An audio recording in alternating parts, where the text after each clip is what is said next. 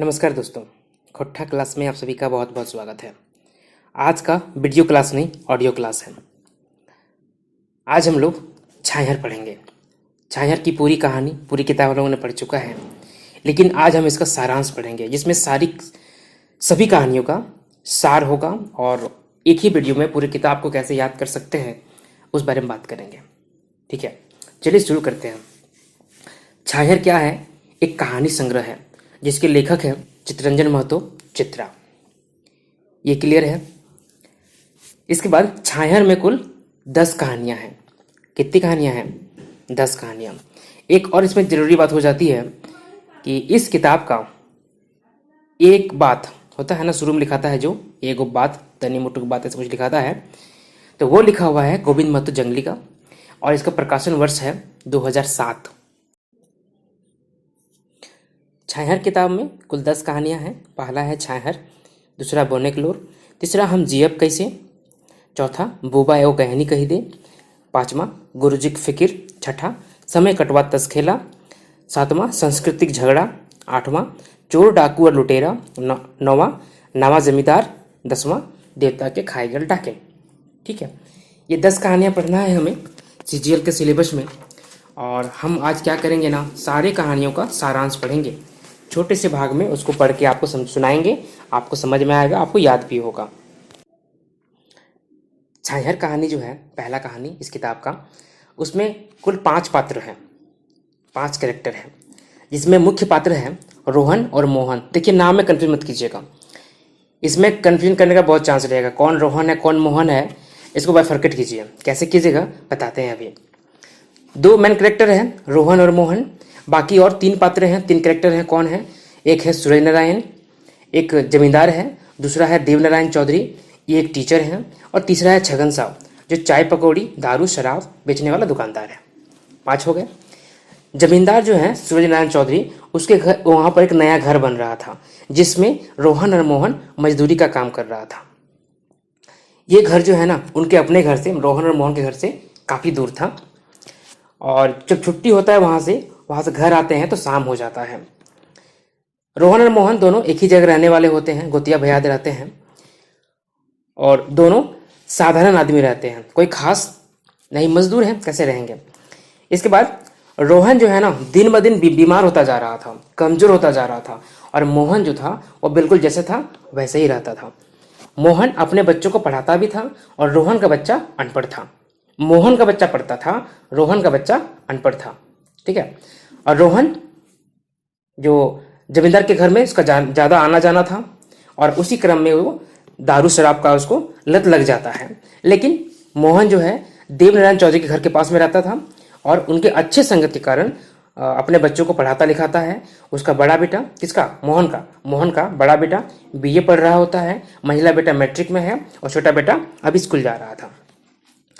ये सब देख के ना रोहन बहुत दुखी होता है। एक दिन जब काम से घर आ रहा था तो दोपहर को पूछता है वो, इसका भेद जानना चाहता है कि आप ऐसा कैसे कर लेते हैं, कैसे ऐसा कर लेते हैं। तो वहाँ मोहन बोलता है कि तुम जो है ना बड़ा छाहर में रहता है और हम छोटे छाहर में रहते हैं। बड़ा छाहर मतलब क्या?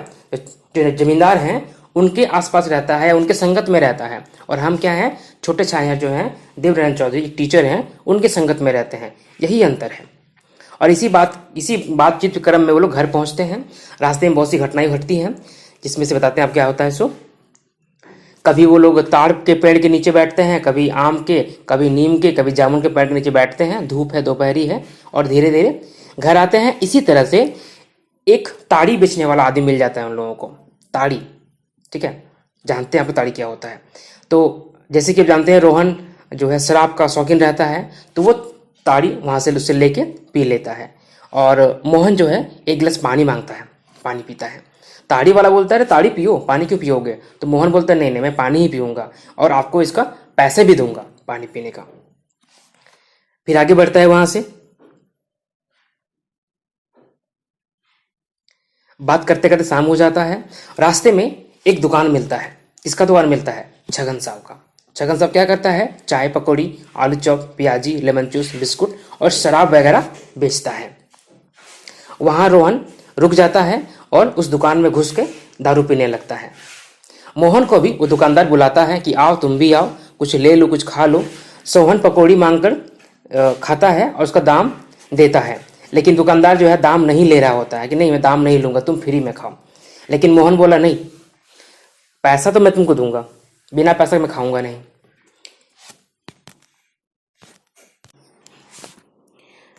लेखक ने छगन साहब को तीसरा छाहर बोला है। क्यों बोला पता है? क्योंकि वो जो है ना ऋण महाजनी भी करता था, मतलब सूद पर लोगों को पैसा देता था।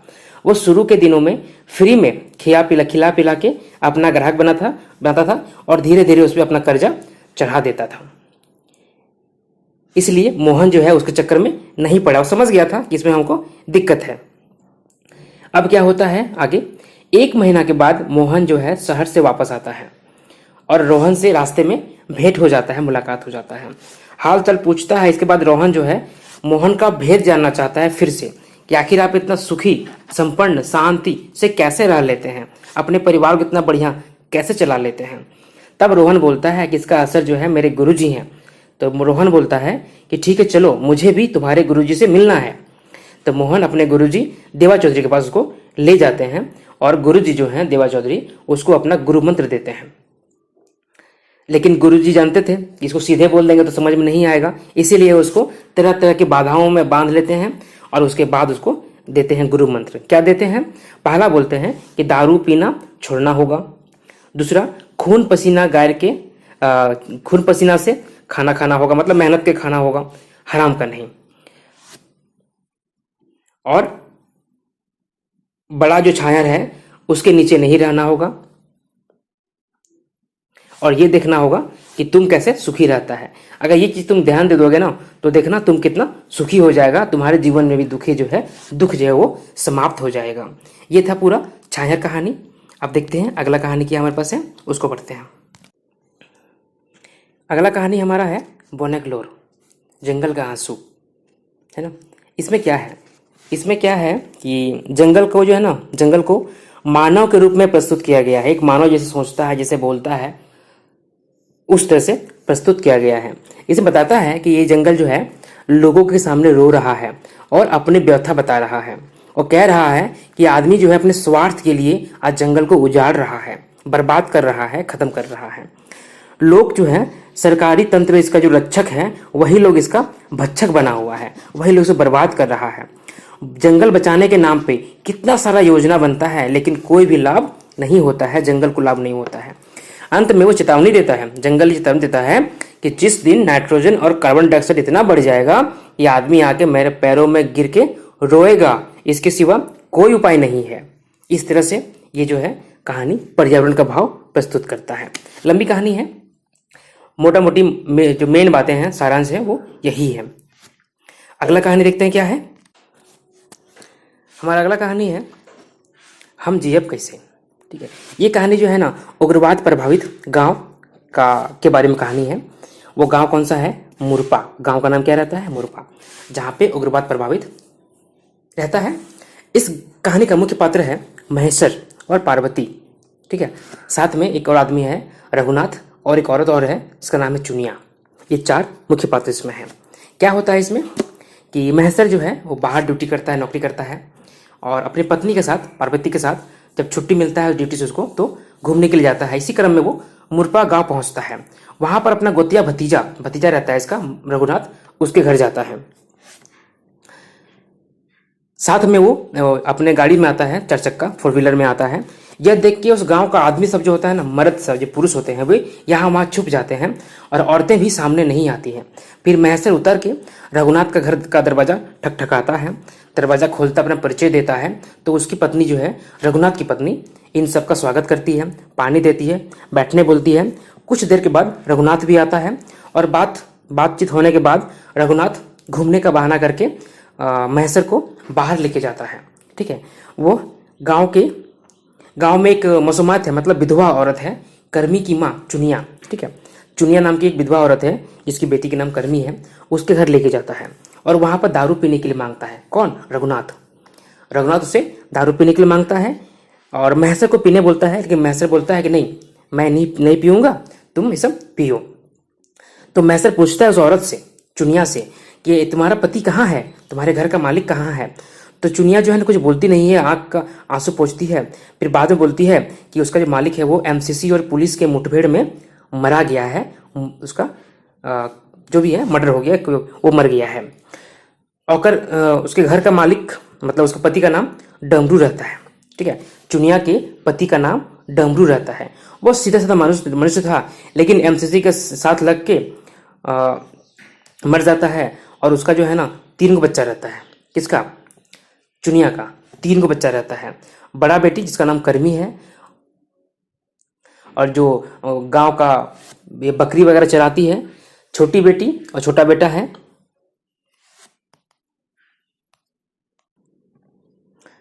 छोटी बेटी उसका बेटा रहता है, वो उसको देखती है, देखभाल करती है।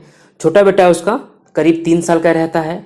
और चुनिया जो है दातून और पत्ता बेचती है, साथ में दारू भी चुवाती है और दारू बेचती है। इसी तरह से अपने बच्चों को पालती है। ठीक है, पोसती है, पालती है, और बहुत दुखी रहती है वो। और इसी पे जुड़ा हुआ था कि हम जिए अब कैसे, खास करके इस चुनिया पे ही केंद्रित था कि ये कैसे जिए, कितना मुश्किल से जी रही है, उसी पे था। और जब कुछ नहीं होता है तो रघुनाथ और मैं से वहाँ से उठ के चल जाता है। ये था हम जिए अब कैसे का सारांश। अब देखते हैं अगला कहानी। अगला कहानी हमारा है बूबा एको कहनी कही गया। एक बूढ़ा रहते हैं इसमें जो कहानी सुनाते हैं। कहानी में क्या सुनिए। अगहन महीना का दिन रहता है, धान कटनी शुरू हो जाता है और धान का बीड़ा जो है खलिहान में पहुंचाया जाता है। लगभग सभी का खलिहान जो है ना अगल बगल में रहता है, और शाम होते होते कोई न कोई उसको ओगरने के लिए, उसकी रखवाली करने के लिए पहुंच जाता है। इनमें से छोटा बड़ा बूढ़ा जवान सब रहता है। ठीक है, और जब पहुंचते हैं वहां पे तो लोग जो हैं उस बूढ़े से कहानी सुनाने का रिक्वेस्ट करते हैं, और बूढ़ा जो है अपना कहानी सुनाता है। और ये कहानी सुनाता है अंग्रेजों के ज़माने का। ठीक है, बूढ़ा का नाम रहता है गंगाराम। ठीक है, वो हंसमुख स्वभाव का रहता है। और वहाँ पे जो बच्चे आते हैं वो उस बूढ़ा से कहानी सुनाने का आग्रह करते हैं, या बूढ़ा सुनाते हैं और कहते हैं कि भदुआ गढ़ा, ढेपचुर टाड़, बाघलता, सियारडी। हम 4 जगह नाम लिए। ठीक है, एक भदुआ गढ़ा, ढेपचुर टाड़, बाघलता या सियारडी। इसके जमींदार हैं कौन? दीनानाथ भंडारी, सहजदेव चौधरी, फागू मांझी और तीरथ मुंडा। 4 जगह 4 जमींदार, मिला लीजिएगा। गलत ढंग से कमाया हुआ पैसा से जमींदार जो है ये खाते पीते हैं और मौज मस्ती करते हैं। बिना मांस मछली दारू के इनका खाना नहीं होता है, और शराब के फेर में पड़ के, शराब मांस के फेर में पड़ के इन लोग का जो है हालत खराब हो जाता है। दिन ब दिन इन लोगों का खर्चा बढ़ने लगता है और आमदनी घटने लगता है। बेटी के शादी के समय इन लोगों को अपना जमीन ही बेचना पड़ जाता है। ठीक है, सहजदेव चौधरी जो माताल हो जाता है। फागू मांझी और तीर्था मुंडा का हाल और भी खराब हो जाता है, और इसी समय जमींदारी प्रथा भी खत्म हो जाती है। एक बचता है दीनानाथ भंडारी, जो कि भदुआ गढ़ा का जमींदार रहता है। ठीक है, ये चालाक था। दीनानाथ भंडारी चालाक था। ये अपने बच्चों को पढ़ाता है, पढ़ाने के लिए गांव घर छोड़कर शहर चला जाता है, और ये सब उच्च कुल का रहता है, इसलिए नौकरी चाकरी कर लेता है। सहजदेव चौधरी का बच्चा लोग जो है वो खेती बाड़ी में जुट जाता है। रहा फागू मांझी और तीर्था मुंडा, ये लोग अजगर सांप जैसा दारू पी के सोया रहता था। बाद में ये लोग भी दीनानाथ भंडारी के घर में जाके खेत में काम करने लगता है। ठीक है, लेकिन वहां भी काम ढंग से नहीं करता था। 2 दिन काम करता था और 2 दिन सोया रहता था शराब पी के। इन लोग का बाल बच्चा भी हुआ, वो लोग भी वैसे मजदूर बना। इसी क्रम में गंगाराम जो है आगे कहानी सुनाते हैं। अब कहानी इसमें नहीं सुनाते हैं, बल्कि अपने गांव का हाल सुनाते हैं। जिस तरह से शराब के नशा में ये लोग बर्बाद हो गए, उसी तरह से इनके गांव के कुछ लोग हैं जो शराब के नशे में बर्बाद हो जाते हैं, उनकी कहानी सुनाते हैं। उस पर कौन है? गंगला आजा, धनिया काका, रमुआदा। ये 3 आदमी के बात बताया गया है जो शराब के नशे में चूर रहते हैं। ये लोग भी दारू पी के बहुत लंबा लंबा डींग हाँकते हैं, बड़ी बड़ी बातें फेंकते हैं, जिससे किससे झगड़ा कर लेते हैं। और बेटी के शादी के समय गंगला जो आजा है वो 2 गो खेत बेचता है, 1 गो टाण बेचता है, तब बेटी का शादी कर पाता है। धनिया भी बहुत सारा बारी खेत बेचता है, तब बेटी का शादी देता है। और रमुआ भी जो है बेटी का शादी खेत बेचकर और सड़क किनारे का जमीन बेचकर, साथ ही पानी पटाने वाला पंप बेचकर उसका शादी कराता है बेटी का। इस तरह से कहानी में दिखाया गया है कि शराब पीने से कितना नुकसान होता है और ये शराब नहीं पीना चाहिए। इस कहानी का सारांश यही निकलता है। ठीक है, अगला कहानी हमारा है गुरुजी चठा, गुरुजी फिकीर। ठीक है, इसमें क्या है, गुरुजी राम नारायण पेशा से मास्टर थे। इसके टीचर जो थे वो राम नारायण थे, वो पेशे से टीचर थे। वो समाचार पत्र और रेडियो में देश विदेश का हाल समाचार पढ़कर या सुनकर बहुत चिंता करते थे। वो हर समय देश विदेश समाज में फैला हुआ बेकार स्थिति, सरकार और सरकारी तंत्र, पुलिस अफसर, भ्रष्टाचारी प्रवृत्ति, हर तरह के झगड़ा झंझट, आतंकवाद, उग्रवाद, जुल्म, इन सब से देखकर परेशान रहते थे। वो मानववादी विचारधारा के लोग थे। सुधार लाने के लिए, सुधार करने के लिए वो उपाय सोचते रहते थे और इसके लिए वो कलम का सहारा लेते हैं और मतलब कलम से वो सुधार लाने की कोशिश करते हैं। इसके लिए वो लेख लिखते हैं, कहानी लिखते हैं, नाटक लिखते हैं, कविता लिखते हैं। बाद में एमएलए, एमपी, मंत्री, बड़ा बड़ा ऑफिसर से मिलना शुरू करते हैं। जब परेशान हो जाते हैं तो भी वो स्थिर नहीं होते, मतलब शांत नहीं होते हैं। बीमारी से उठने के बाद फिर सोचते हैं कि हम इस सफलता और असफलता का कहानी फिर शुरू करेंगे। ये उनका चिंता रहता है कि समाज कैसे मेरा सुरक्षित रहेगा, जितने भी समाज में गंदगियां व्याप्त हो गई हैं, फैल गई हैं, उसको हम कैसे समेट सकते हैं, कैसे हम खत्म कर सकते हैं। ठीक है, अगला कहानी देखते हैं हम लोग, समय कटवा ताश खेला। इसमें क्या होता है, एक बड़ा गांव रहता है, उसका एक छोटा टोला रहता है, इसका नाम था छोट बखरी। इस बखरी में 10-15 से ज़्यादा परिवार नहीं था। ये छोटा टोला लेकिन ये छोटा टोला जो है ना पूरे गांव में तेज था। खेती में भी तेज था, कारोबार में भी तेज था, पढ़ने लिखने में भी तेज था, नौकरी चाकरी में भी तेज था।